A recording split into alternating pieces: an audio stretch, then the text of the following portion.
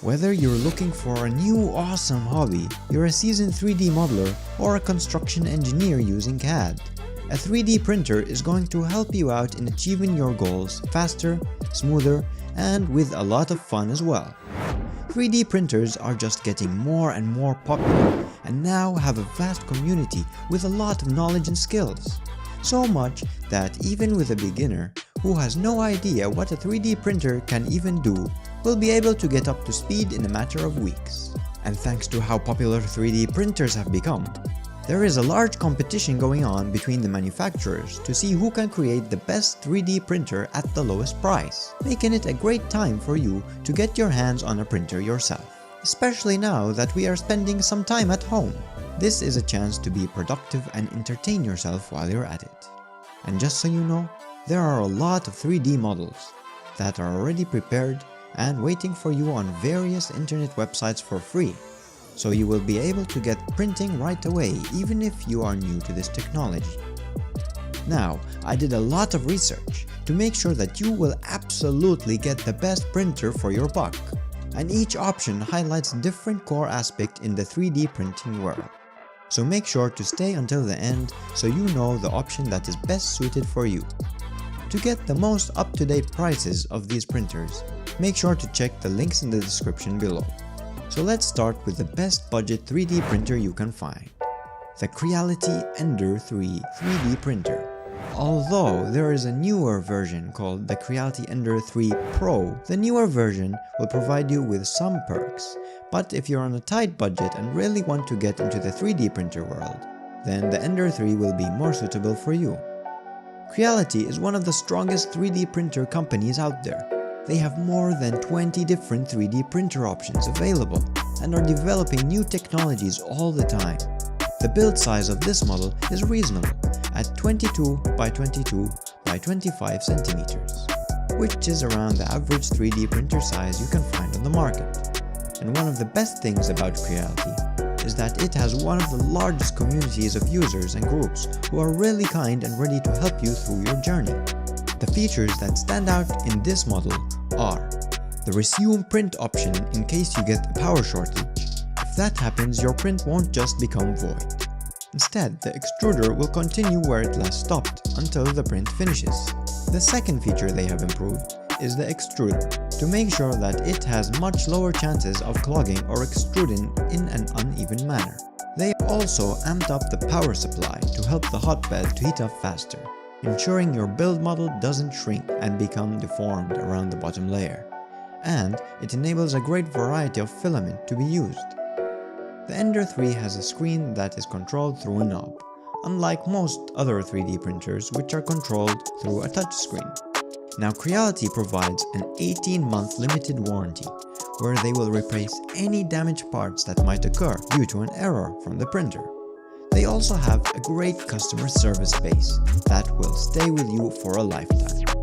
As for the slicing, you can use any software to get your slicing done, so the free slicing softwares like Cura will help you out there.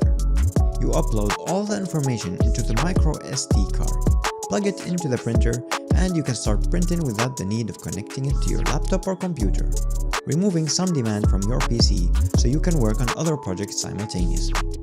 The Ender 3 comes with some filament to test print, but you might still want to get more filament right off the bat. The filament Ender 3 uses is 1.75mm. It has a Bowden tube, and you can use a wide range of filaments from PLA to ABS to PETG.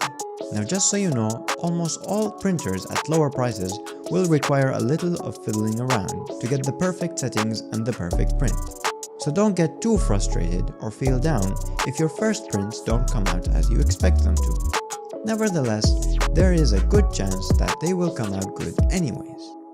Make sure to follow the instructions and level the hotbed evenly. Sometimes the hotbed might not be 100% even and might lean downwards in the middle, but the level of variance won't be high enough to cause problems. And coming up in number 4 is going to be the best resin printer for its price, the Elegoo Mars 2 Pro. Now I know some of you are going to be wondering why I haven't chosen a different printer option and added it to the list. Sadly, there's just not enough room for them.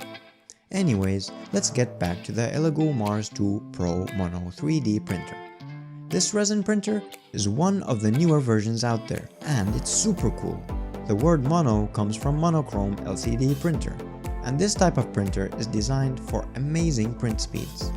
In fact, it's around 4 times faster than the average resin printer, and it prints at around 30 to 50 millimeters per hour. But I'm getting ahead of myself. So let's talk about the dimensions. The build size is 13 by 8 by 16 centimeters. It's not bad for a resin printer. There are some larger options out there, but they will sacrifice a little of quality for it. Resin printers are generally known to be used for more precise and smaller projects. Now, if you've never had a resin printer before, you should know that generally, resin printers will tend to have a reasonably strong odor from the fumes. But with this option, it has some built-in activated carbon that works with the cooling fan to keep the odor away from you. And even then, I would still recommend that you don't place the printer in your room. When it's time to slice, you're most likely going to be using the Chitu box slicer, which is a pretty good slicer and should get most of what you want done. Now normally, when you get a resin printer, you're going to want to get some type of cure washer as well. But it's not mandatory. You can get away with using water and sunlight if you get the right resin for it. That way, you won't have to worry about buying 90% plus alcohol to rinse your pieces when you're done. So it's up to you. As for transferring the information, the printer comes with a USB thumb drive, and that's how you will transfer your data to print it. What about the warranty? It's pretty good. You get your 3D printer covered for the first year, and 6 months for the 2K LCD.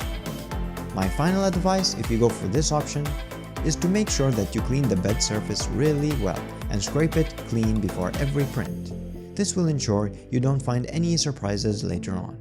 And trust me, these surprises won't be nice ones. The next option is going to be number 3, the best FDM printer, the Prusa i3 MK3S Plus.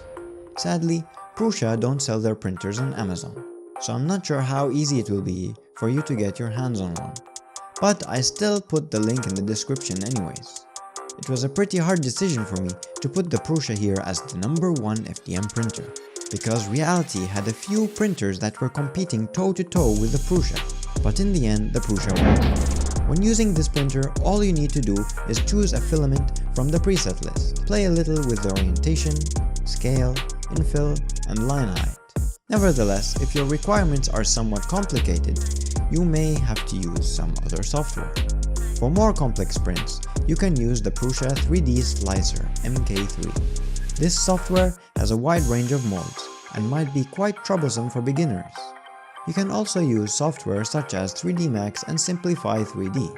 In general, if you're a beginner, I suggest you to go for a different option because this software on the Prusa can be a little overwhelming when starting out. The build size is 25 by 21 by 21 centimeters, and it transfers data through an SD card. It has an LCD screen to control the settings further. What's nice about this printer is how quiet it is. It also has a recovery mode in case there is a shortage. The Prusa i3 MK3S Plus has improved bed leveling and minor improvements to the X and Y axis, as well as the extruder. It prints filament at a 1.75mm size and allows PLS and nylon filaments. Prusa is also one of the strong competitors and has a lot of help groups available online, so make sure to check them out for more guidance. Sadly, this 3D printer warranty isn't as appealing as the other options, and it only covers damaged products on arrival. Coming up next is an option that is not as known as the other ones, the longer SLA 3D printer. But just because it's not known doesn't mean it's not reliable. In fact, Longer have somehow been able to produce some great 3D printers in both the resin and FDM sectors. The build size of this printer is 10 by 5.5 by 14 centimeters. This printer is super cheap, and although a resin printer is still great for beginners. Normally, I would suggest a beginner to go for an FDM printer first, before thinking about choosing a resin printer. That's because generally FDM printers are a little easier to use and less troublesome, while the resin printers are used for smaller figures and more accurate and precise parts. But with the longer printer, it's different. The first reason it's going to be good for a beginner is because it's super cheap. So if you aren't sure you will like 3D printing yet, you won't waste so much money testing it out. Second of all, longer provides you with amazing details and instructions every step of the way. They show you how to assemble the printer step by step. They show you how to install a new part step by step. They even show you how to use all of its settings and software with great detail as well. I would say it's a great way to start your journey, which might seem glorious, but at the same time scary. The printer comes with a nice 12-month warranty and a lifetime of technical support. You can also get in touch with the supporting community on Facebook. Sadly, this option doesn't include any resin. You'll have to get that separately. Overall, this printer has reasonable printing speeds. It's supported by Box and has a full-color touchscreen which is pressure-based, not touch-based. And finally, we have the largest 3D printer option, the Anycubic Mega X 3D printer. Honestly, there is one printer that's bigger, and that is the Creality Ender 5 Plus, which has a size of 35 by 35 by 40 centimeters, while the Anycubic Mega X is at 30 by 30 by 30. I would suggest the Anycubic X to be the option you go for. The Anycubic has a very simple build structure and is assembled in no time with ease. It works well for beginners as well as veterans. The Y-axis has a dual lead design offering more stability and more accurate builds. They also made a cool invention of their hotbed that causes the material to stick on it nicely when hot and come off easily when cooled down. It has a good power supply and a recovery function in case you lose power during your print. You can use PLA, TPU, and ABS filaments, or anything that can be melted under 275 Celsius. You can use the Cura Slicer software and upload your data through a USB stick. As for the slicing, you can do the slicing using the Cura Slicer, and you can upload your data through a USB stick, and everything will be A-OK. Honestly, I feel bad not mentioning any dual extruders in the list, so here's an honorable mention. The G-Tech A10M 3D Dual Extruder Printer, great for making support layers with wash-off filaments. Here's a quick overview of all of the 5 printers to make it easier for you to decide what is best for you. And that's it from my side. Hope I was